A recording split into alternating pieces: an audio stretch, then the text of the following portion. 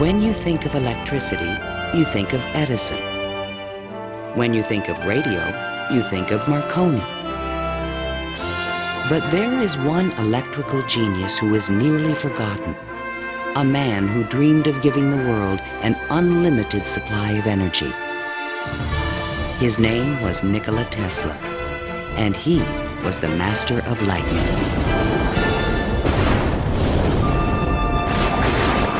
This program was made possible by contributions to your PBS station from viewers like you. Thank you.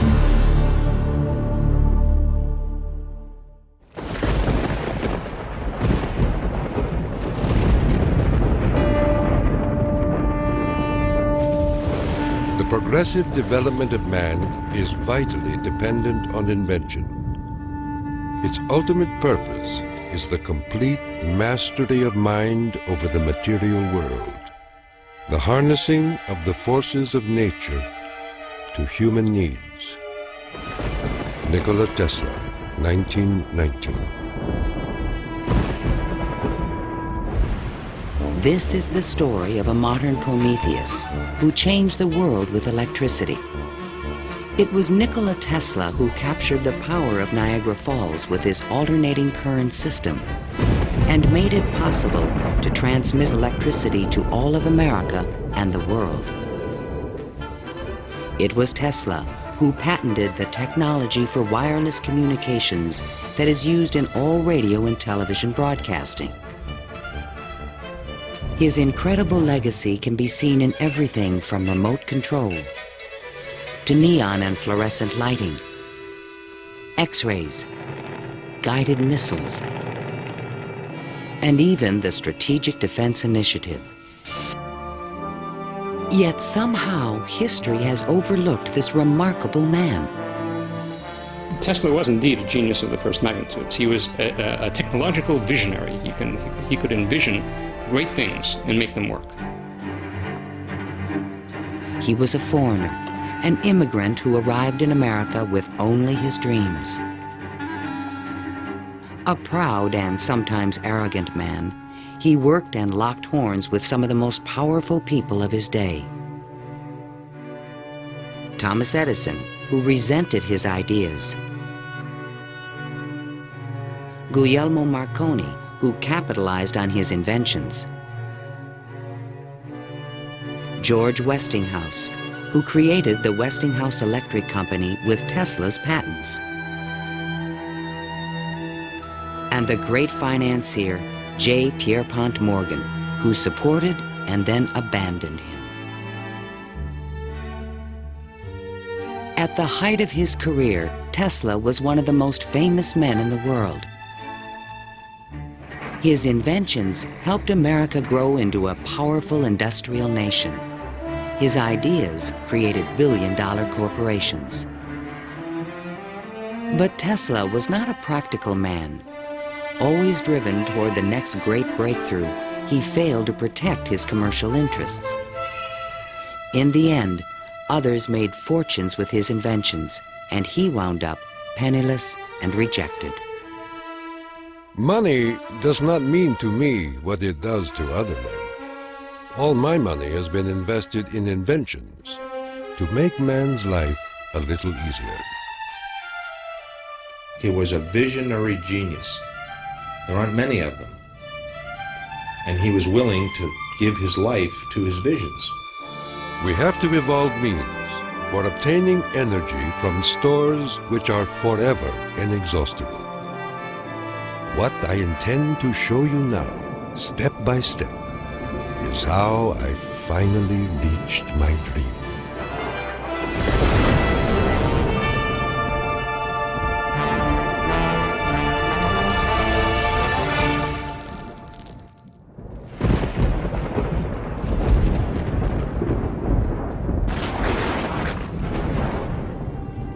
This is the house in which, by coincidence bizarre, I was born on the stroke of midnight between July 9 and 10, 1856.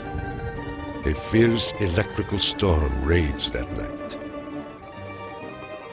Nikola Tesla was born of Serbian parents on the eastern edge of the Austro-Hungarian Empire, in what is today Croatia. His father, Milutin, was an Orthodox priest who expected his son to follow him in the clergy. There were only two choices for children in those days, one being to go in the army and the other being to become a priest. Tesla was not attracted by either of them, which was very distressing to his father.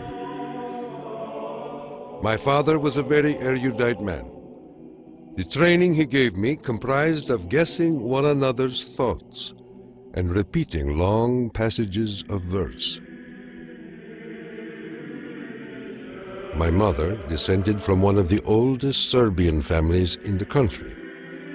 She invented and constructed all kinds of tools and devices and wove the finest designs from thread.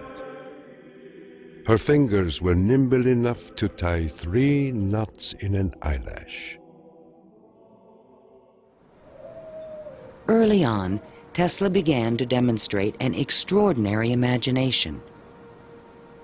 In my boyhood, I suffered from a peculiar affliction due to the appearance of images, often accompanied by strong flashes of light. I was quite unable to distinguish whether what I saw was tangible or not. To give an example, I was fascinated by a description of Niagara, and I pictured in my imagination a big wheel run by the falls.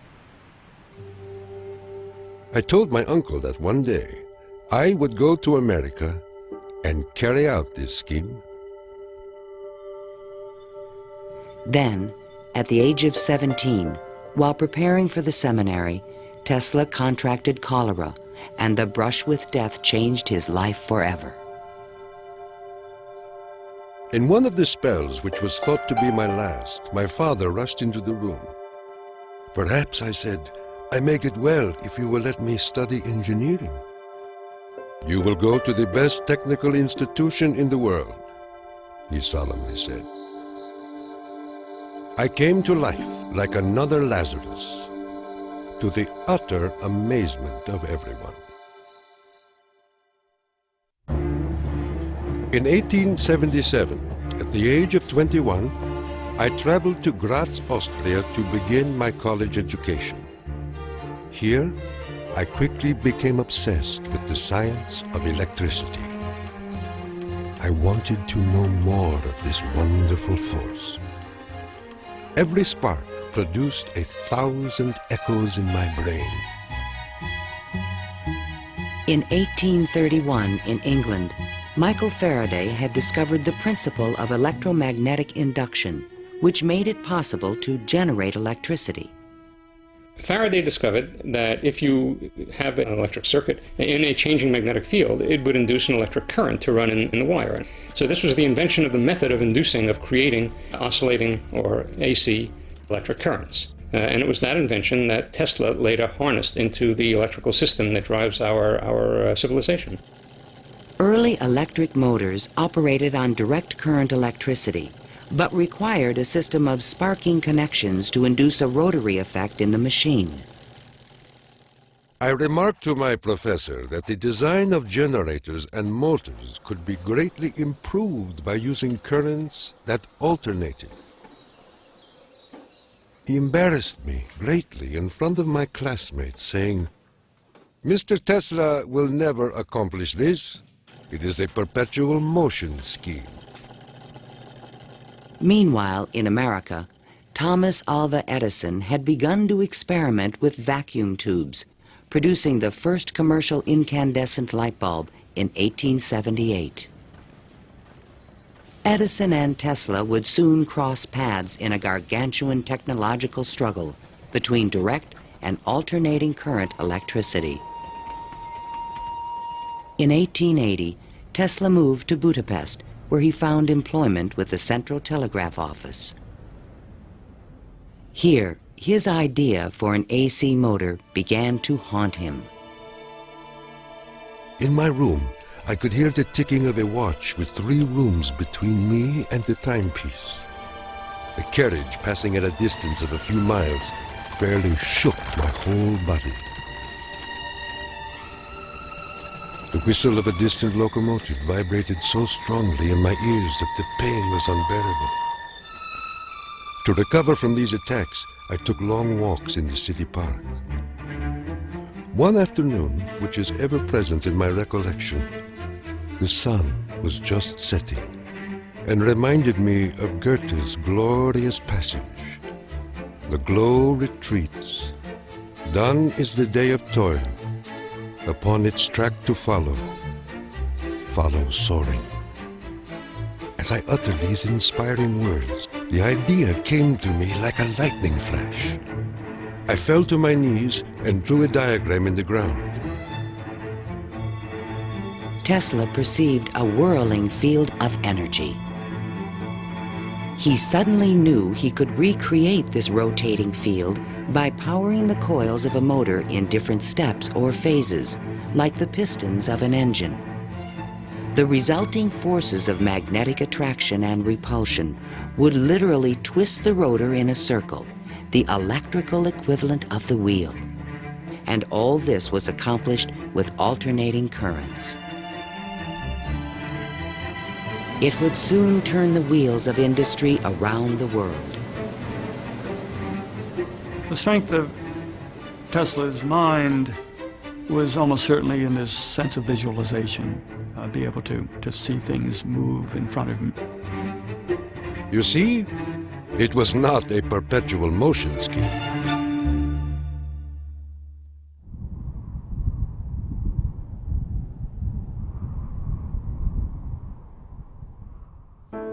It had been the height of my ambition and my most ardent wish to see America and come in contact with the great Thomas Edison. Accordingly, I undertook the voyage, and after losing my money and tickets and passing through a series of mishaps, including a mutiny in which I almost lost my life, I landed on these blessed shores with 4 cents in my pocket. Tesla arrived in New York on June 6, 1884. A 28-year-old immigrant, he was filled with dreams of success in this strange new land. In his pocket, he carried a letter of recommendation from Charles Batchelor, one of Edison's associates in Europe. My dear Edison, I know 2 great men, and you are one of them. The other is this young man. Tesla came to America because he had tried to get his alternating current motor produced in Germany, and I believe in France as well, without any success. And he realized that there was probably only one person in the world who could help him with it, and that was Thomas Edison. New York had had electricity since the late 1870s. Edison installed his first DC power station on Pearl Street, near the financial district, in 1882. He did this with help from the great Wall Street financier, J. Pierpont Morgan. But the system was far from perfect. Electricity was a very new thing. Most people didn't understand what it was all about. They were very afraid of it. There were fires breaking out. The horses on the streets would get shocks through their shoes and run away. So it was a very exciting time for Edison. I was thrilled to the marrow meeting Edison. This great man had revolutionized the world with his incandescent lamp.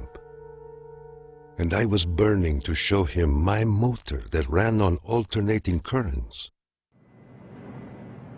Edison had built his business on the direct current system, and any talk of alternating currents was an aggravation to him. The problem with direct current is that you can't change the voltage. What you generate, that's what you get. And if you generated the power at too high a voltage, you would blow out lamps at the other end. If you generated the proper power for the lamps and you want to go any great distance, then you need copper wire that's as thick as your arm. And the Edison people said, well, that's all right. We'll just have a power station every mile or so. DC was sufficient to power lights and run motors, but it could not be transmitted efficiently over long distances. By raising and lowering the voltage, AC could solve the problem of distance, but a working AC motor did not exist.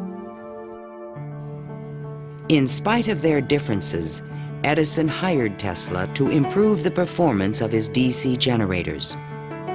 Tesla said he was promised $50,000 if he was successful.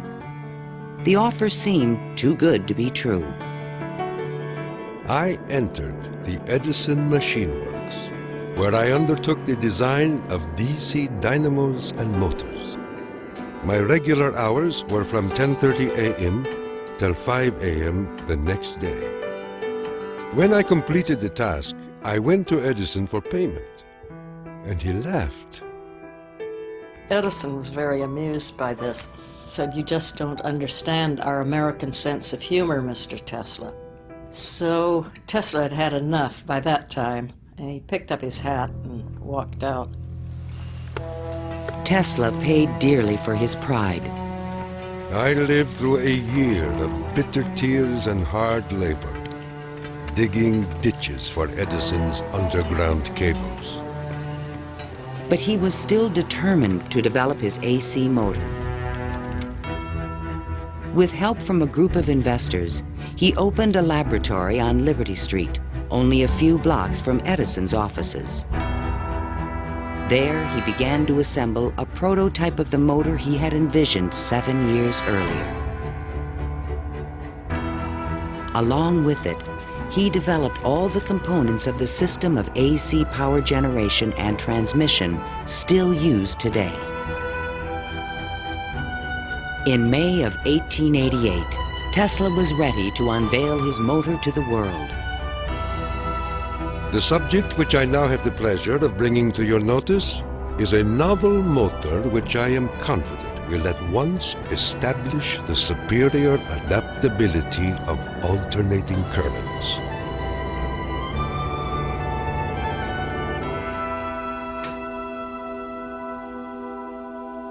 Over the next 5 years, 22 U.S. patents were awarded to Nikola Tesla for AC motors, generators, transformers, and transmission lines, the most valuable patents since the invention of the telephone. One of the few men who understood the great potential of Tesla's inventions was the Pittsburgh industrialist George Westinghouse. He visited Tesla's laboratory, and on the spot, he offered to purchase all the patents dealing with the alternating current system for $1 million. Westinghouse also proposed a royalty of $2.50 for each horsepower generated by a Tesla invention. The young Serb was on his way to fortune and fame, while other inventors looked on with fascination and with envy. In all my troubles, I did not neglect to become a real American citizen, making me a proud and happy man.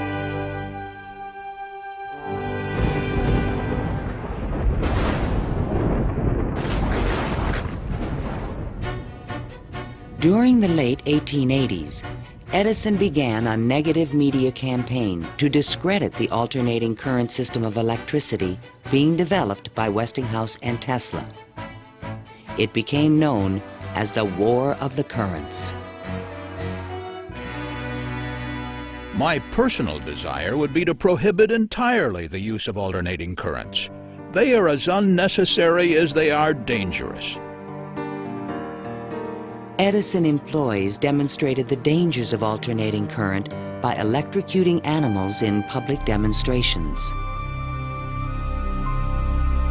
Just as certain as death, Westinghouse will kill a customer within 6 months after he puts in a system of any size.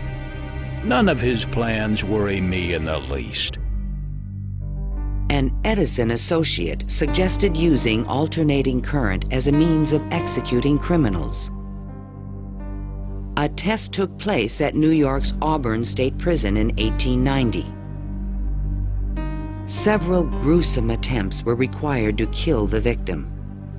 Disgusted witnesses claimed his spinal cord burst into flame. The infliction of the death penalty is not only barbarous and inhuman, but unnecessary as a factor in the scheme of modern civilization. The War of the Currents came to a dramatic head in 1893. The Columbian Exposition in Chicago was to be the first World's Fair lighted by electricity. The Edison Company, the Thomson-Houston Company, they all got together and formed General Electric Company, 1892. And one of the first things they did, of course, was put in a bid for the job at the fair. Their bid was roughly $1 million. The Westinghouse bid was about $500,000, and naturally, Westinghouse got the job. In retaliation, GE refused to sell Westinghouse any of their Edison light bulbs. And they got some judge to say that Westinghouse couldn't use any one-piece lamps of any description at the fair. Westinghouse frantically devised a two-piece stopper lamp by fair time and saved the day. Now Tesla had a chance to make history in Chicago. His large AC generators would supply all of the fair's electricity and prove that his system would work on a large scale. On May 1st, 1893, 100,000 eager spectators filed into the fairgrounds, awed by the gleaming neoclassical architecture. Night fell. President Grover Cleveland pressed a button, and the fairgrounds exploded with brilliant tube lighting and multicolored searchlights. The most incredible display of lighting the world had ever seen.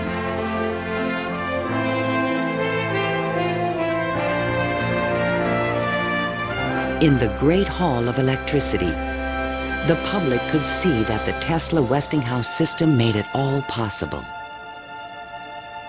To overcome the impression that AC was dangerous, Tesla put on remarkable demonstrations. He created a device called the Egg of Columbus to show the rotating magnetic field created by his AC motor.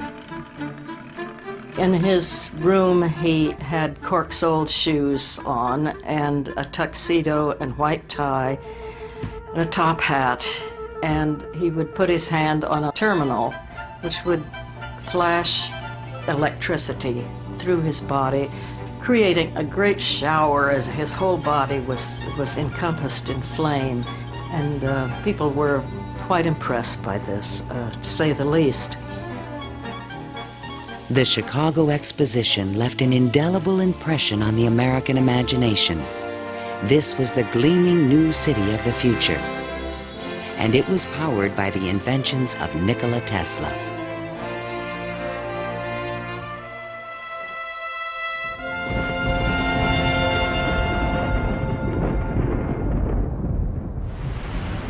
Since childhood, Tesla had dreamed of harnessing the power of the great natural wonder called Niagara Falls. The famous British physicist, Lord Kelvin, was now head of an international commission to find a way to use the fall's power. He had sent a cable to all the other members of his commission, and it said, "Trust you avoid the gigantic mistake of alternating current." But all this dramatically changed when Lord Kelvin attended the Chicago Exposition and saw the AC system in operation. A contract was immediately awarded to Westinghouse Electric to power the mighty cataract with AC. The technical challenge was daunting. The Niagara plan called for 3 5,000 horsepower alternators, the largest generators ever made. Tesla and Westinghouse engineers had heated disagreements about the operating frequency. Even when the system was finally installed, Tesla was the only person who was certain it would operate. The technical details have been completely worked out. All that now remains is for the switch to be thrown. In 1896, the system went online and the electrical age began. The waters of the upper Niagara turned enormous water turbines connected by shafts to the massive 5,000 horsepower generators. The current from the generators was stepped up with transformers to 22,000 volts and sent out over long-distance lines, then stepped back down to light municipalities and power motors of Tesla's design. The Niagara Falls Gazette proclaimed, "This morning, the streetcars of this city are moving by Falls power. Hereafter, the Falls must work to earn their living." Imagine my surprise when 30 years later I saw my boyhood plan carried out at Niagara and wondered at the unfathomable mystery of the mind.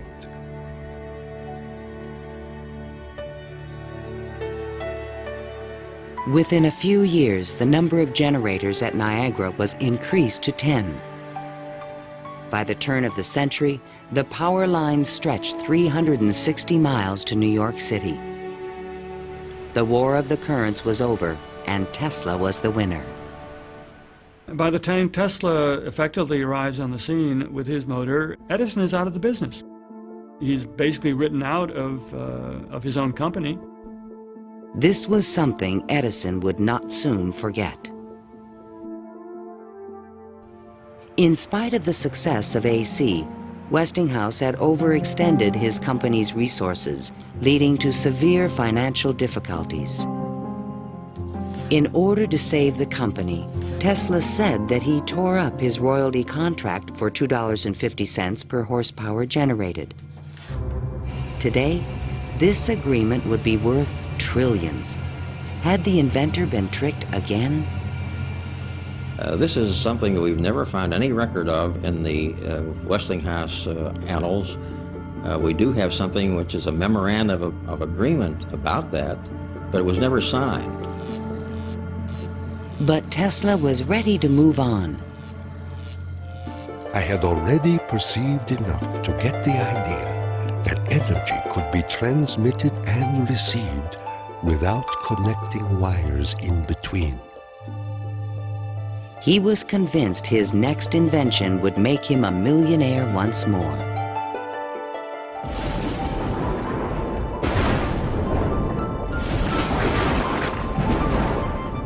My services with Westinghouse being no longer essential, I resumed experimental work in a laboratory on Grand Street, where I began immediately the design of high-frequency machines. Following the success of Niagara, Tesla was at the height of social acclaim. Everyone wanted to know more of this mysterious foreigner who was transforming the world with his electrical inventions. So far as personal appearance goes, no one can look upon him without feeling his force. His cheekbones are high and prominent, the mark of the Slav. His eyes are blue, deeply set, and they burn like balls of fire. Franklin Chester, the citizen. Why was he so well known and so popular? It's because the technological advances that he made were so directly related to the relief of the drudgery that people had to endure in their work lives. They could see what he did helped them personally. Every evening, Tesla showed up at Delmonico's, the most expensive restaurant in town, to be shown to his special table. He is fanatical about his dress, usually sporting a fine waistcoat, white leather gloves, and a derby hat on his head. He is meticulous about his health and drinks a glass of whiskey a day, saying it will increase his life expectancy to 150 years of age. Tesla hobnobbed with the leading politicians, millionaires, and celebrities of the era. This was the best way for independent inventors to find support for their projects. His friends were the New York elite: John Jacob Astor, William K. Vanderbilt, and the writer Mark Twain. I have just seen the drawings and description of an electrical machine lately patented by Mr. Tesla, which will revolutionize the whole electric business of the world. One of Tesla's closest friends was Robert Underwood Johnson, editor of the prestigious Century magazine. Johnson's wife was deeply in love with Tesla. My dear Nicky, do leave aside the millionaires and Fifth Avenue for some simple pleasures. From one distinguished only by a great weakness, Katherine Johnson. In fact, the world-famous inventor was also New York's most intriguing bachelor. The fact that he never married, I think, had almost nothing to do with his interest in women. It appeared that he was always very interested and was attractive to women. Many women sought his attention. The beautiful and wealthy socialite Flora Dodge, and even the famous French actress Sarah Bernhardt. But in spite of his charisma, Tesla was only interested in his inventions. He had so many phobias that he couldn't have had close relationships with women. He didn't like most of the jewelry that they wore or the perfume, and he couldn't bear to touch hair. And and in fact, he didn't like to shake hands. And so these are all things that do tend to discourage intimate relationships. The inventor even claimed that he destroyed his sexuality at the age of 40. A certain French actress kept coming to me and made it impossible for me to concentrate. It's a pity, too, for sometimes I feel so lonely.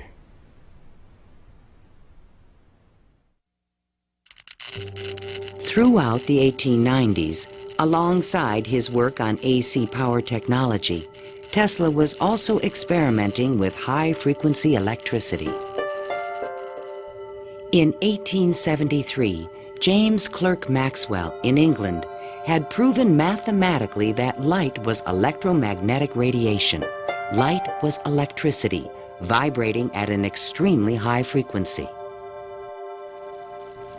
To explore this unknown world, Tesla invented a unique device, still known today as a Tesla coil. The Tesla coil is an instrument that can step up voltages to high voltages at high frequencies. That essentially transmits a radio signal. Tesla invited friends and potential investors to late-night demonstrations in his laboratory.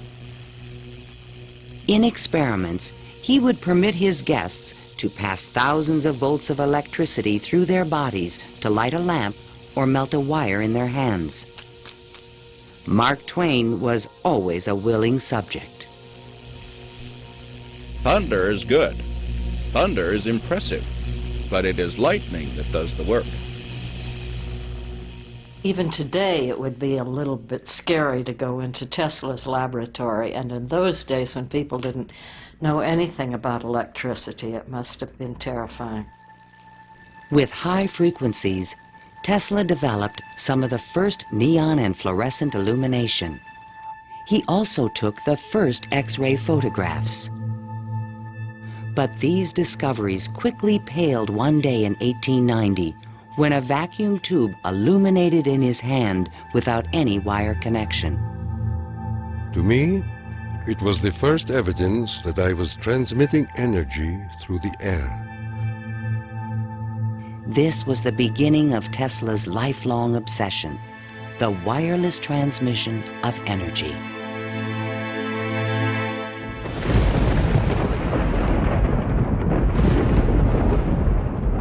In 1892, Tesla was invited to Europe to present the results of his high-frequency experiments.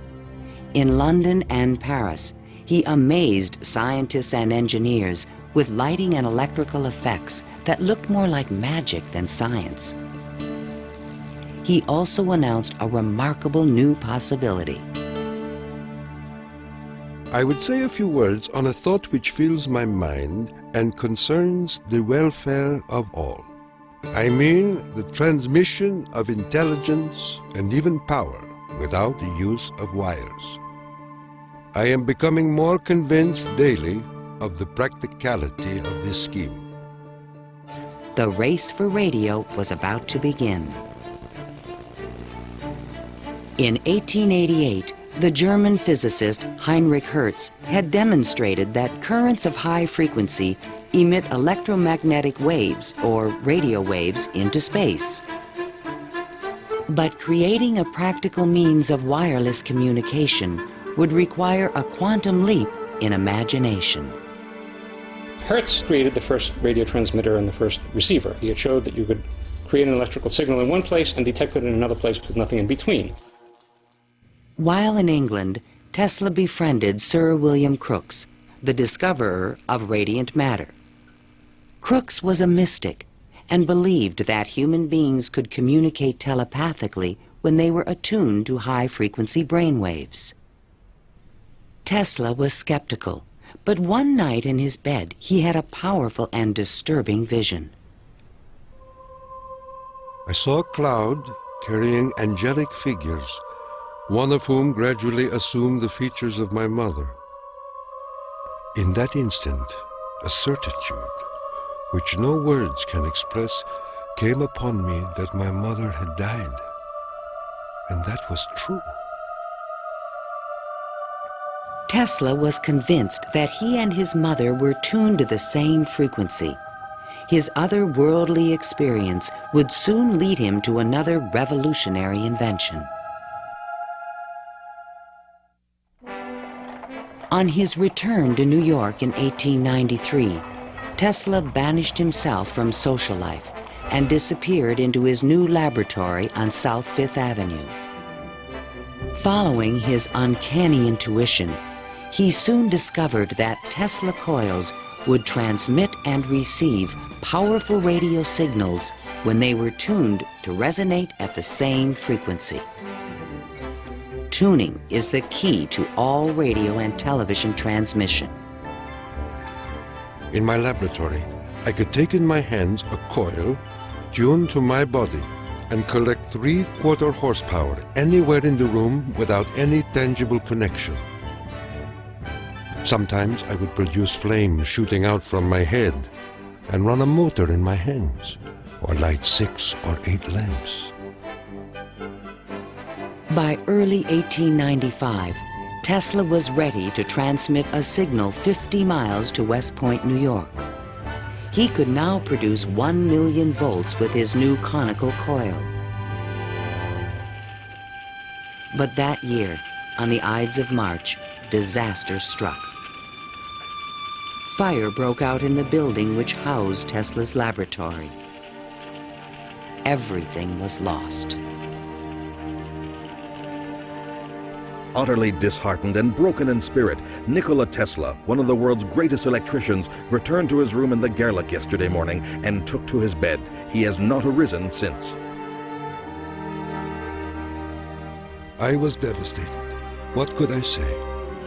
The work of a lifetime lost in a fire that lasted only an hour or so. The timing could not have been worse. In England, a young Italian experimenter named Guglielmo Marconi had been hard at work and created a device for wireless telegraphy. Concerned that Marconi would exploit his ideas, Tesla opened a new laboratory and rushed to complete his own system for wireless communication. This patent, filed by Tesla in September 1897, is the fundamental technology for radio.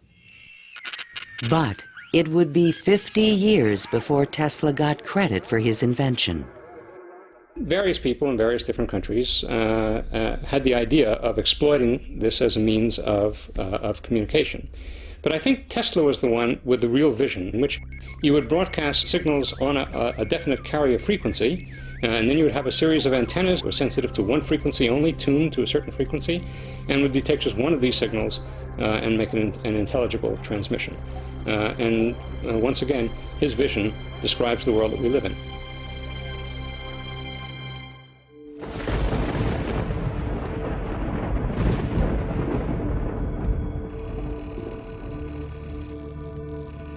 I was so blue and discouraged in those days that I do not believe I could have borne up but for the regular treatments of electricity which I applied to myself.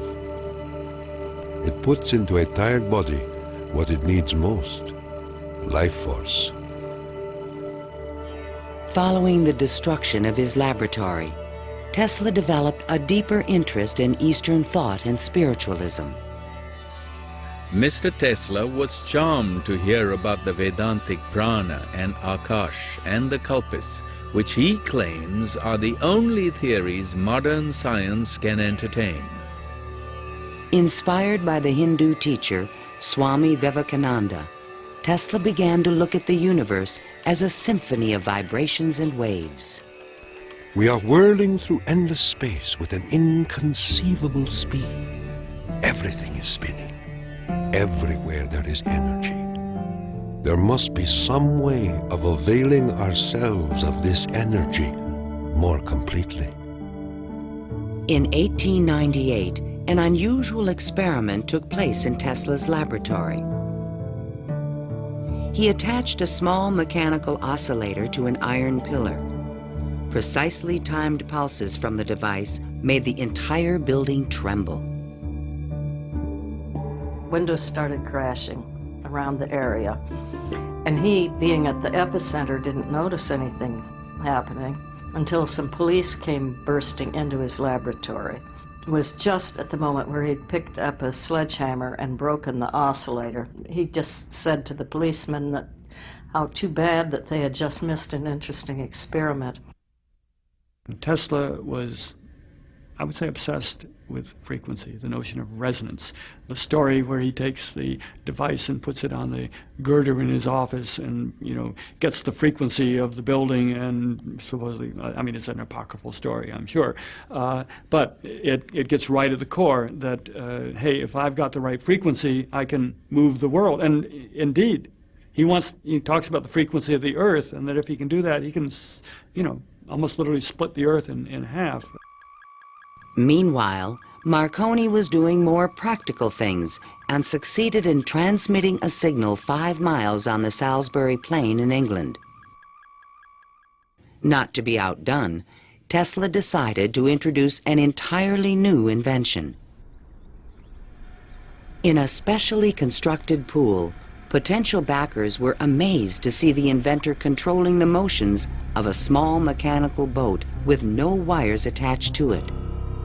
This was the world's first radio-controlled device. The machine even seemed to think.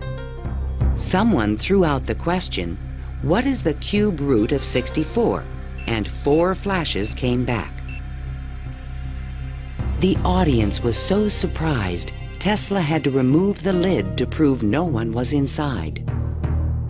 Tesla developed his radio-controlled boat in 1898 and patented it and thought it was an armament for war.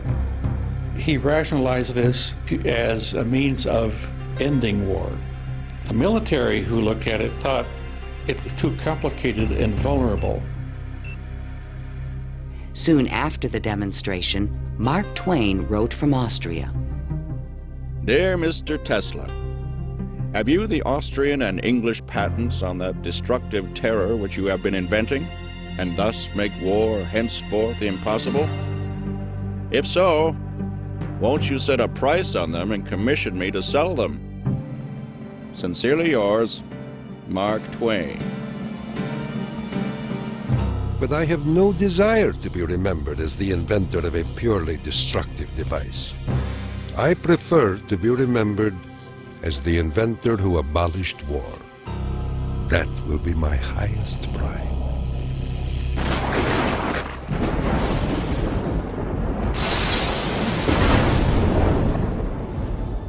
In the summer of 1899, Tesla moved to Colorado Springs, Colorado, to conduct a series of secret experiments. He told curious local reporters that he intended to send a wireless message from Pikes Peak to Paris for the Paris Exposition of 1900. But his plans were even more ambitious. I came to the conclusion that it would be ultimately possible, with very little elevation, to transmit electrical power through the upper atmosphere. Just outside the city, he constructed an experimental station with sliding roof panels.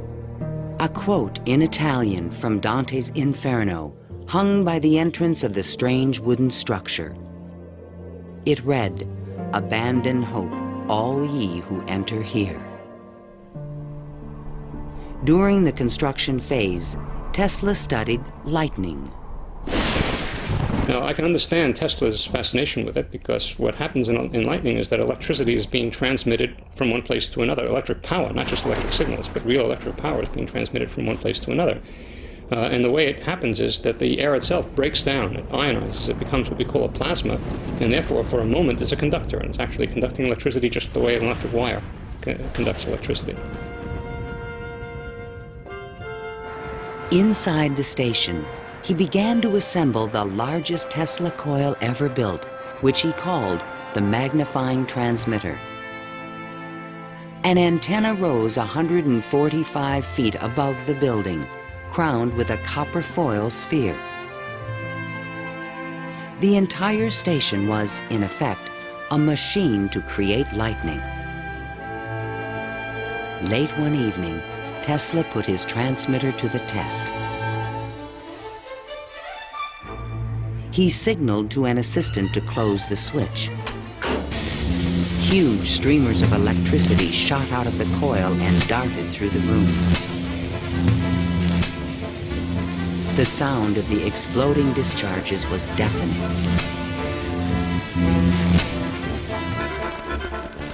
Outside, above the building, bursts of artificial lightning, more than 100 feet long, began to shoot out of the ball atop the antenna.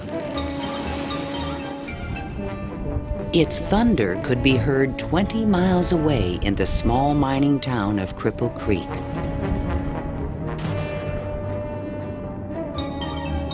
Suddenly, the lightning stopped, and the entire city of Colorado Springs was plunged into darkness.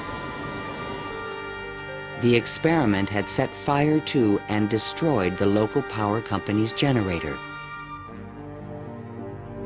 Residents were furious and began to fear this mysterious stranger. Undaunted, Tesla continued his wireless power experiments for 6 more months. Late one night, an unusual event took place. Tesla noticed a repeating signal being received by his apparatus. To his own amazement, he believed it was an extraterrestrial communication. In a letter to the American Red Cross, he wrote, "Brothers, we have a message from another world. It reads, 1, 2, 3. The press had a field day.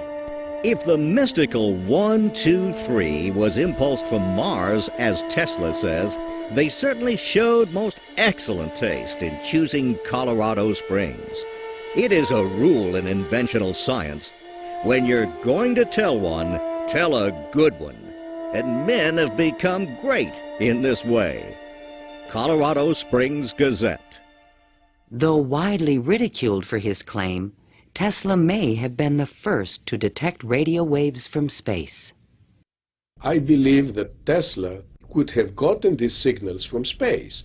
We are getting them today, and these are the radio telescopes. That's what radio telescopes do today, receive signals from space.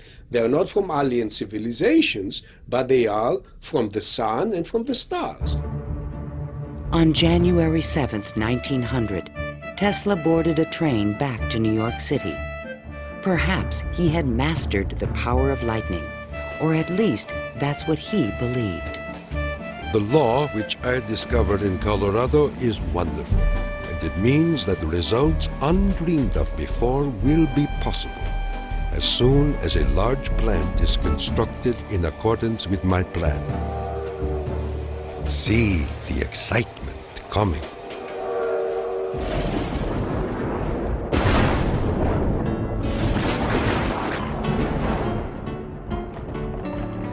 When Tesla arrived home, it was a brand new century. Electricity was fueling the tremendous growth of the city.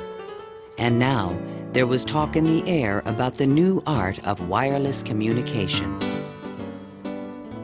Marconi arrived in New York in 1900 to attract investors for his new company, Marconi America.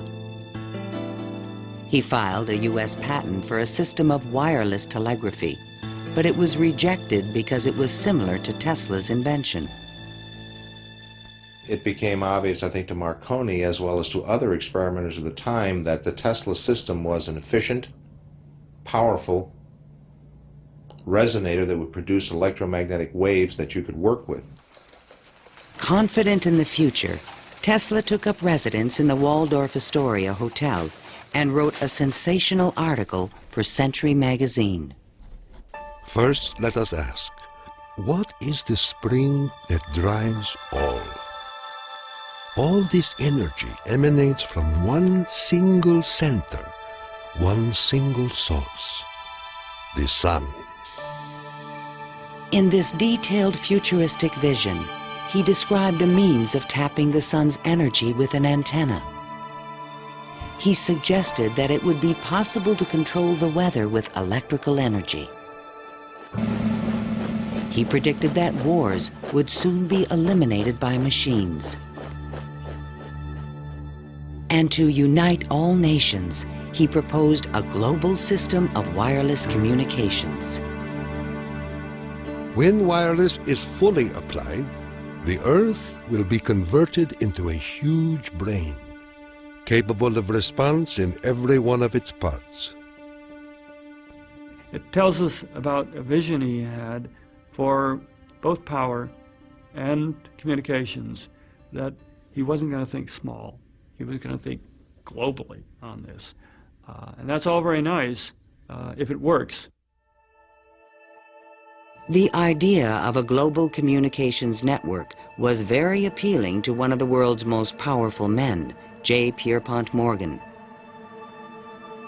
He agreed to invest $150,000 into Tesla's worldwide radio broadcast center. But the inventor's real plan was to transmit without wires industrial levels of electrical power. Tesla chose to keep this a secret from his investor. In the summer of 1900, Tesla moved to Shoreham, Long Island, and began construction of a huge tower and plant called Wardenclyffe. This Tower of Dreams was made entirely of large wood beams and rose 187 feet above the ground. The plant next to the tower was designed by the architect Stanford White and was constructed under strict secrecy. He certainly could have sent signals across the Atlantic with no trouble with a station of that magnitude. But he was still pursuing wireless power transmission. The tower would light up at night, shooting sparks, making noises. Such experiments, they alarmed the whole area. Then, on December 8, 1901, Marconi took another step forward and transmitted his famous letter S across the Atlantic. Tesla dismissed the Italian's advances. Marconi is a good fellow. Let him continue. He is using 17 of my patents.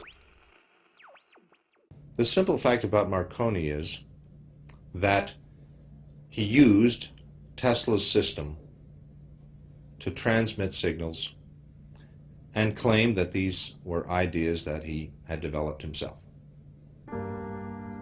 Morgan began to doubt the wisdom of his investment. Marconi's system not only worked, it was also inexpensive. And technical problems were beginning to catch up with Tesla. He went back to Morgan again, asked for more money. Morgan says, "Where's the radio transmissions across the Atlantic? How's that coming along?" Well, it wasn't coming along. Tesla was forced to tell Morgan his real plan. What I contemplate and what I can certainly accomplish, Mr. Morgan, is not a simple transmission of messages, but rather the worldwide transmission of electrical power. A single plant of but 100 horsepower can operate hundreds of millions of instruments. But Morgan was a practical businessman and had already decided to back Marconi. I have received your letter, and in reply would say that I should not feel disposed at present to make any further advances. J. Pierpont Morgan. Word spread rapidly that the investor had pulled out of Wardenclyffe, and Tesla was financially ruined. Late one night in 1903, the residents of Shoreham were astonished to see bright light emanating from the tower and an effect in the air like the aurora borealis. But in fact, Tesla could not transmit wireless power. And his major defect was he was dreaming, but he was doing very few calculations on paper. Because on paper he could have realized that you can transmit power, but not very much power.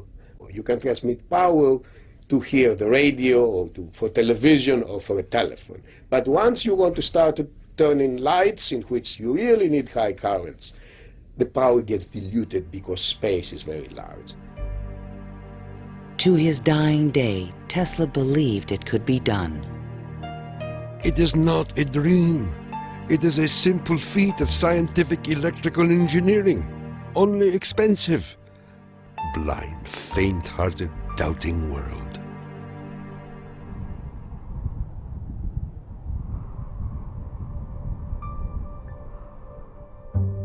Wardenclyffe marked a turning point in Tesla's career. Like a modern Prometheus, he had reached too high and failed. In 1904, the U.S. Patent Office suddenly reversed its previous decisions and gave Marconi a patent for radio. 1 year later, Tesla's fundamental AC patents expired.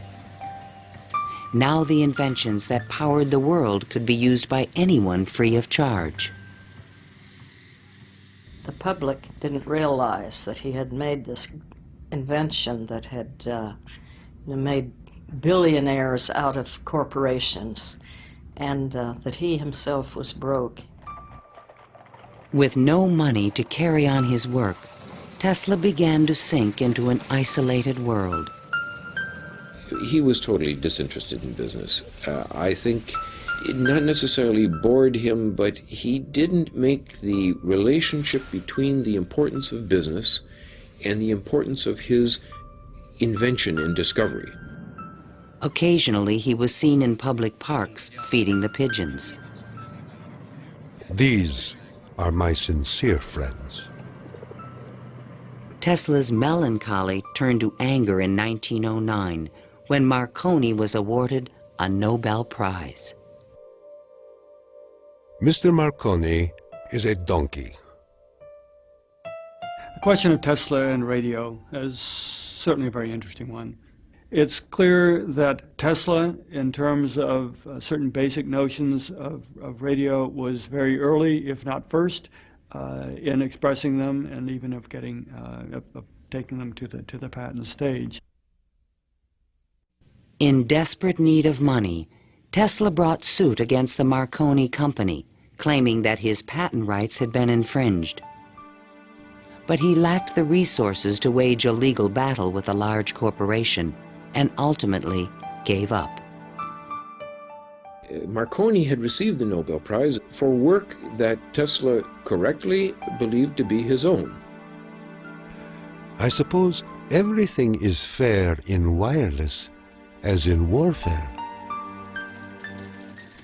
In 1915, the Nobel Prize entered Tesla's life once again. The Swedish government has decided to distribute the Nobel Prizes next week as follows. Physics, Thomas A. Edison and Nikola Tesla. Even Tesla was surprised by the front-page announcement in the New York Times. I have concluded the honor conferred upon me concerns the transmission of electrical energy without wires. But 1 week later, the award was given to William H. Bragg of Oxford, England, for his work with X-rays and crystal structure. The embarrassing situation was never really explained. A rumor spread that Tesla had refused to share the prize with Edison. The difference that the Nobel Prize could have made in Tesla's life soon became evident. Testimony given by Nikola Tesla, the electrical inventor, in a judgment for $935 back taxes was filed yesterday.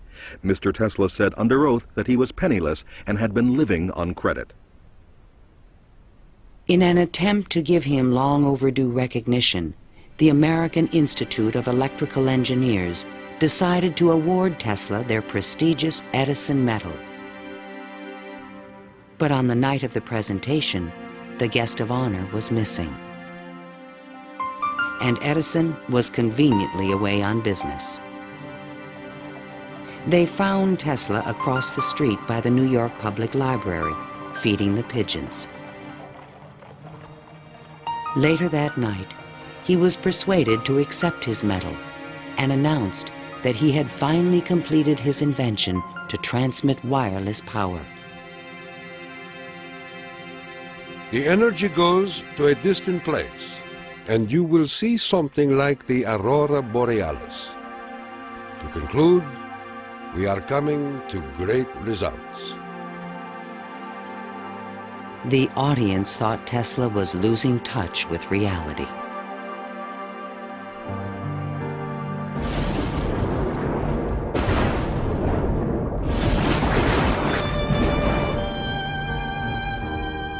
I refuse to accord to some small-minded and jealous individuals the satisfaction of having thwarted my efforts.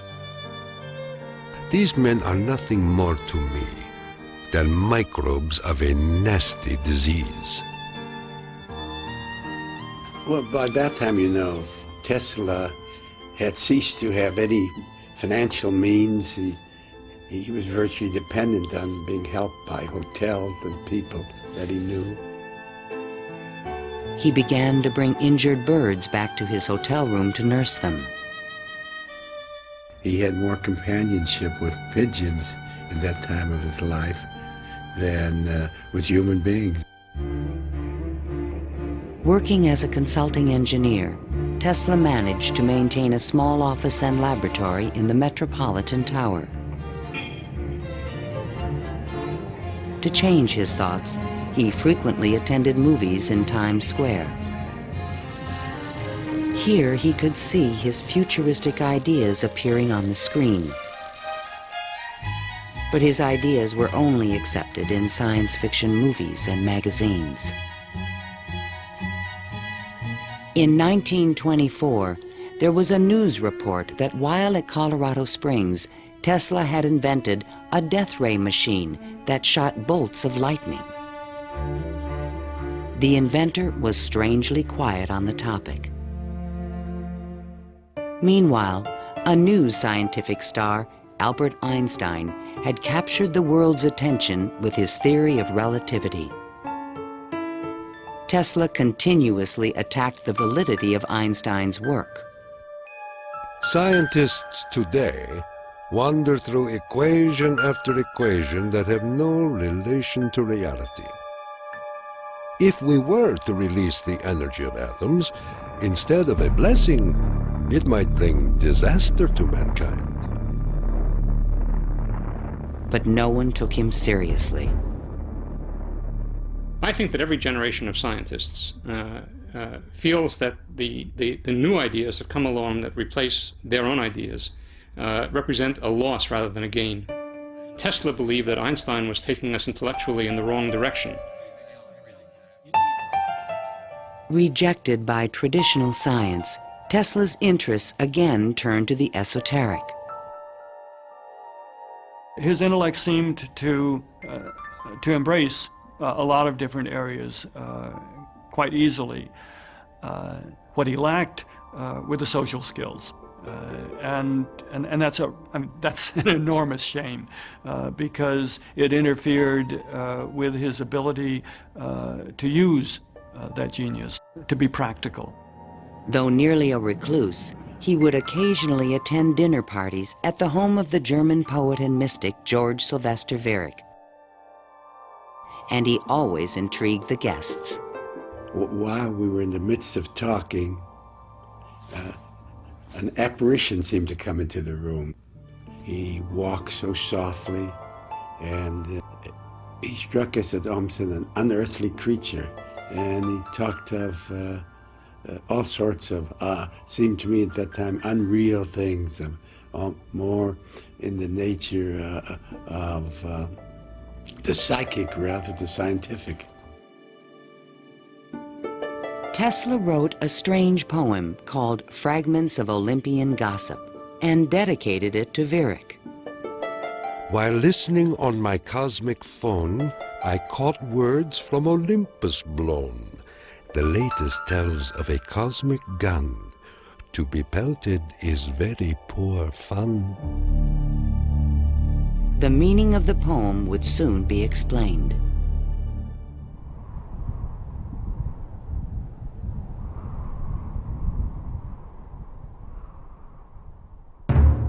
I inherited from my father an ineradicable hatred of war. But war can be stopped, not by making the strong weak, but by making every nation, weak or strong, able to defend itself. Thomas Edison, America's best-known inventor, died in 1931. That same year, Tesla came back to life. His friends threw him a 75th birthday celebration. Time magazine put his picture on the cover. Letters of admiration poured in from scientists around the world, including a generous Albert Einstein. I congratulate you for your great success on your lifetime task. Basking in the attention, Tesla announced at a press conference that he had discovered a completely new source of power. The idea, when it first burst upon me, was a tremendous shock. And let me say that it has nothing to do with releasing so-called atomic energy. I think that a lot of the proposals that he made in his later life were so esoteric as to be impractical in that time and even in the current time. When the Nazis rose to power in Germany, Tesla decided that the time was right to reveal his new source of power, a man-made form of lightning called teleforce that could shoot an airplane from the sky.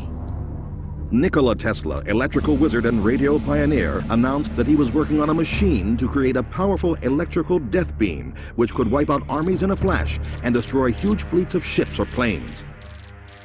The concept of using lightning bolts as a weapon certainly is millennia old. It goes back at least to the ancient Greeks. Think of Zeus throwing lightning bolts. The main contribution that Tesla had was to come up with a true scientific, rational, at least concept of coming up with controlling these lightning bolts and projecting them over long distances. Tesla had experimented with this idea while at Colorado Springs. Now he intended to build it on a large scale. His plan was to charge small particles of tungsten or mercury, then accelerate them with lightning force through a special gun with one end open to the atmosphere. Tesla's death beam stirred the public's imagination when it was featured in a Superman cartoon, the electro-euthanasia ray. But the idea was more than science fiction. Tesla tried to sell this concept to various governments, England, the Soviet Union, and the United States, all Allied powers, and against Germany. He offered his system to England for $30 million, and they entered negotiations. When Tesla demanded payment before sending the final plans, the deal fell through. The British attempted to build their own death beam, but the project was soon abandoned. As the Nazis surrounded Yugoslavia, Tesla attempted to sell a beam weapon system to his former country. There should be needed 9 stations, 4 for Serbia, 3 for Croatia, and 2 for Slovenia, and it will protect our dearest homeland. At this point, even Tesla's countrymen thought he was just a crazy old man. One day in 1937, Tesla started out from his hotel room to feed his pigeons. Suddenly, a few blocks from the hotel, he was hit by a taxi and thrown to the ground. 3 of his ribs were broken. He was 81 years old. Remembering what he did for their company, Westinghouse executives agreed to pay his room and board for the rest of his life. The inventor also received a small stipend from the Yugoslav government. During the Christmas season of 1942, Tesla's death was imminent. Again, he attempted to interest the United States in his beam weapon concept. At the recommendation of 2 government engineers, a meeting of high-level officials was scheduled at the White House for January 8, 1943, to consider his plans. But the meeting never took place. Nikola Tesla, inventor of the Tesla coil, the induction motor, and hundreds of other electrical devices, died last night in his suite at the Hotel New Yorker. On last Thursday night, here in our city of New York, a man who was 87 years of age died in his humble hotel room. On January 10, 1943, Mayor Fiorello LaGuardia of New York paid tribute to Tesla on the radio. He died in poverty, but he was one of the most useful and successful men who ever lived. Were we to eliminate from our industrial world the result of Tesla's work, the wheels of industry would cease to turn, and our electric trains and cars would stop. Our towns would be dark, our mills and factories dead and idle. But Tesla is not dead. The important part of Tesla lives in his achievement, which is great and integral part of our civilization, of our daily lives, of our current war effort. Ironically, only 5 months after Tesla's death, the United States Supreme Court declared elements of the Marconi patent invalid. The decision confirmed Nikola Tesla's patent priority for the fundamental technology of radio.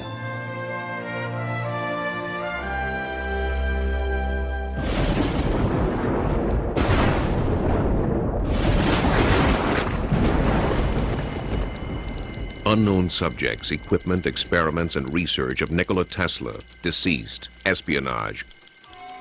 Following Tesla's death, fears rapidly increased that he might have invented a powerful new weapon. FBI Special Agent in Charge, P.E. Foxworth, was called in to investigate. He had been informed that Tesla's papers were not secure.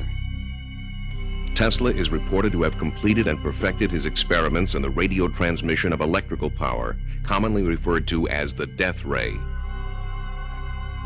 A distant relative of Tesla, named Sava Kasanovich, is taking steps to get possession of these important documents and plans. Tesla's nephew, Kosanovich, was an up-and-coming Yugoslav diplomat with suspected connections with the communists.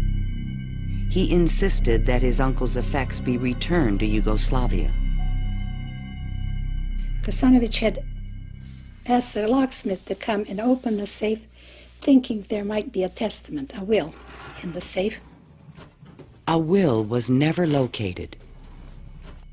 And there was a lot of talk then about secret weapons and negotiations with the USSR. There was all kind of talk, you know. Shortly before his death, Tesla showed a delivery boy a box in his room that he said contained a powerful weapon. A number of people called me and asked me, did I see in the hotel room a certain kind of a box, you know? They were looking for some secret contraption that Tesla had invented. I never saw anything like that. The U.S. Office of Alien Property immediately seized all of Tesla's possessions until their ownership could be established. There's every evidence that they did look through all his papers, because the papers were not in order and certain things were missing. All his technical papers on beam weapons were secretly microfilmed by U.S. military agents. On August 6, 1945, the first atomic bomb was exploded on Hiroshima, Japan. Soon after, the bomb would be in the Soviets' hands. During this period, copies of Tesla's papers on the beam weapon were shipped to Wright Field in Dayton, Ohio. There, a top-secret research program began called Project Nick to find a defense against nuclear missile attack. Copies of some of his papers were sent to Wright-Patterson in 1945, not to my facility, not even the predecessor of my facility, but to another part of the base for analysis. And then they vanished. Nobody seems to know what happened to them. In 1952, Sava Kasanovich obtained permission from U.S. authorities to return Tesla's estate, still stored in New York, to the inventor's homeland. I personally believe that the U.S. government may have overlooked some things of value in the Tesla papers before they were released to the Yugoslav government. A Tesla museum was opened in Belgrade by Yugoslavia's president, Marshal Tito. But during the Cold War, the museum was off limits to Western scientists and scholars. Then, in 1960, Soviet Premier Khrushchev announced that the USSR had developed a powerful new weapon. There was concern in the U.S. that the Russians may have access to Tesla's missing papers on beam weapons in Belgrade and elsewhere. It's possible that these papers on the particle beam weapon were obtained by the Soviet Union, but it wasn't the only copy. In other words, I think that the United States has always had Tesla's papers on particle beam weaponry. An American beam weapon program began at Lawrence Livermore Laboratories, but engineers could not produce an effective directed energy weapon. I've always been a sort of a fan of Nikola Tesla, an admirer, and definitely he had the concept of a charged particle beam weapon back in the 1930s. I haven't a clue, to be quite honest, how he meant to actually do it. In 1978, evidence suggested that the Soviets were attempting to build a huge beam weapon near Semipalatinsk in the Ukraine. Soon after, President Ronald Reagan announced the Strategic Defense Initiative in March 1983. I call upon the scientific community in our country, those who gave us nuclear weapons, to turn their great talents now to the cause of mankind and world peace, to give us the means of rendering these nuclear weapons impotent and obsolete. Tesla's concept for a beam weapon defense shield was finally taken seriously by the United States to combat the destructive threat of atomic weapons. In spite of circumstantial evidence, there is no direct proof that Tesla's ideas or plans were used in the Strategic Defense Initiative. And even today, after decades of investment and research, scientists still disagree on whether beam weapons are realistic. Basically, let me just make a short statement. That's all I'm really at liberty to say, is that a considerable amount of effort has taken place in the United States and in a number of other countries trying to get these things up to a real weaponizable status. Let me stop at that point. No U.S. government archive has any record of Tesla's technical papers, which were copied immediately after his death. And what has become of Tesla's great dream to transmit electrical power without wires? This is the Navy and Air Force High Frequency Active Auroral Research Program, or HAARP, in Gakona, Alaska. The large antenna array is designed to beam high-energy microwaves into the ionosphere. Tesla was a genius because way before anybody knew or even understood the physics of the Earth and what we call today the ionosphere, which is a layer of ionized particles about 80 kilometers above the Earth, he conceived it and he tried to use it to produce a variety of new concepts. The HAARP project evolved from a patent filed in 1987 in which Tesla's work is referenced. It proposed using the ionosphere like an enormous electrical circuit to transmit power around the planet. It even described a means of changing the weather by superheating portions of the upper atmosphere with microwave energy. Tesla proposed that it might be possible to modify the weather by using radio waves. I believe that this is impossible. Ionospheric modification is still in its early experimental stages, but microwave technology has already made it possible to transmit wireless power with the use of satellites. We go to Alaska, and in Alaska there is natural gas. In order to send it somewhere, you have to create a pipeline. That's very expensive. So we said, all right, let's go into Alaska, create microwaves from the natural gas, send them to a satellite at a particular geosynchronous orbit, put a reflector there, and send it to Japan. And in Japan now, you get the antenna, which transforms these microwaves into 60 hertz, and you get electricity. So you make essentially Tesla's dream. The scientific man does not aim at an immediate result. He does not expect that his advanced ideas will be readily taken up. His work is like that of the planter for the future. His duty is to lay the foundation for those who are to come and point the way. He was special. I mean, he was unique. He was unusual in all sorts of ways.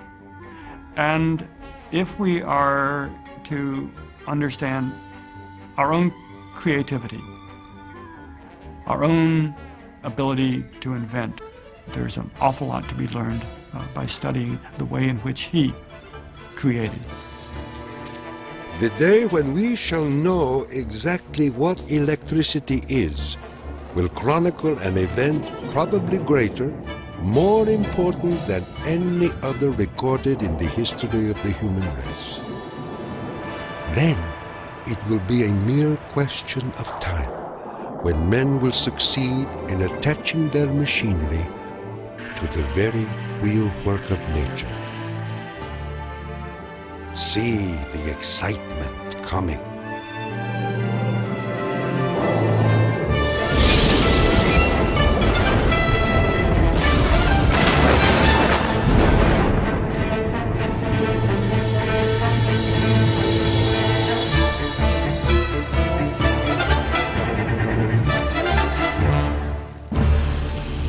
To learn more about Nikola Tesla, visit PBS online at pbs.org.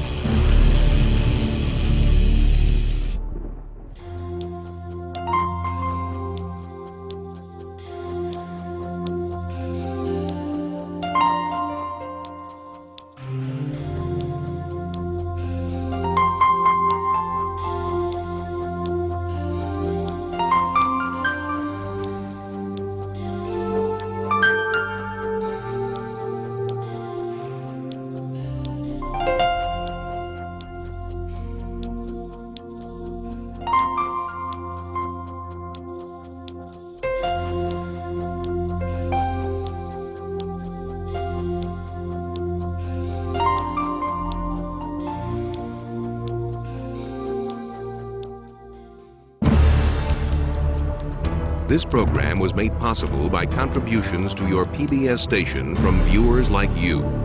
Thank you.